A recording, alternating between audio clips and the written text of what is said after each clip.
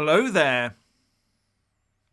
Now Tony Blair surfaces to give us his thoughts on the Russia-Ukraine war.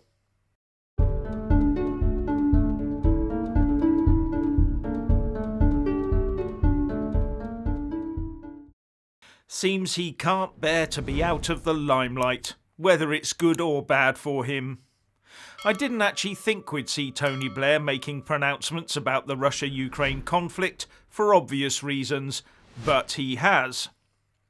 Writing on his Tony Blair Institute web pages, he basically says in a very lengthy blog post he has the answer, in that the West should be exerting maximum pressure on Putin while conducting what Blair calls structured negotiation with him. And he also tries to distance himself from any past he has with rushing to see Putin way back when he was first identified as the next leader of Russia, by saying that Putin had morphed from the Western-loving leader who wanted to reform Russia that he first met in St. Petersburg, then becoming an autocratic kleptocrat intent on rebuilding the Russian Empire, and then a third incarnation, Putin detached from reality and with no one around him prepared to tell him the truth. But Blair does go on to say that even if Putin succeeds in Ukraine, I am confident that in the end Ukraine will emerge as a strong independent nation, and in the end this aggression may well herald the downfall of Putin. But whether it ends up as a Ukraine decreased in size is a matter for debate. But Blair does seem to take the West to task for what he refers to as ad hoc negotiations involving not just Russia and Ukraine, but also Israel, Turkey, the US, China, Germany and France. Oh yes, and he does later mention the UK, saying, "The UK should create the means, despite Brexit, of European cooperation on defence and foreign policy." Is that a nod to the formation of EU armies and the like, and roping the UK into it? But why should the UK get involved in that? We have NATO.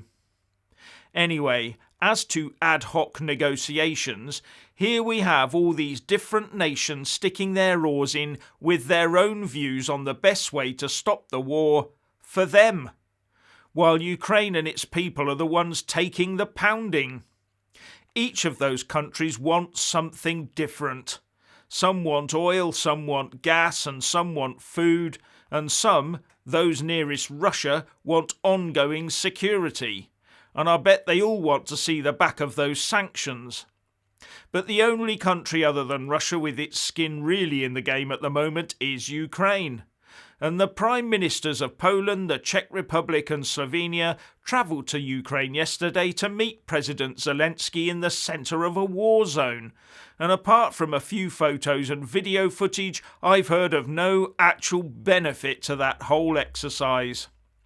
And when there is talk about a possible way ahead to stop the fighting, we pledge to send more weapons and Russia lobs a few more bombs into the mix, just to keep it on the boil, it seems. Now another gripe that Tony Blair has is, well, it seems he has, the view that we've taken too soft a stance with Russia over the last couple of weeks.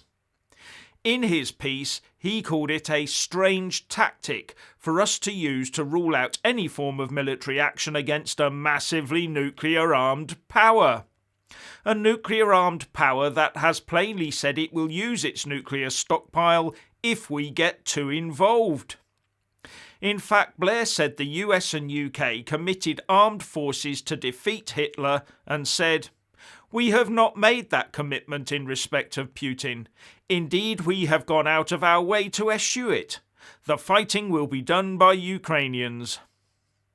Doesn't he realise that putting NATO troops on the ground in Ukraine, let alone inside Mother Russia, could only end in World War III and swapping nuclear-tipped ballistic missiles? A possibility that did not exist in the 1940s. In this scenario, it is arguable that making it crystal clear that such an outcome will not be sparked by us is the right thing to do. And remember that NATO is there to defend NATO member states, and Ukraine is not a member. Now, right at the start of his essay, Blair said that Putin has badly miscalculated. Is he saying that the West and NATO haven't miscalculated? Could the claim not be made that NATO had miscalculated by expanding further east? And what if, after all of this, Russia achieves a neutral Ukraine and control over the Donbass region and Crimea, just like Putin asked for in the first place? Just asking.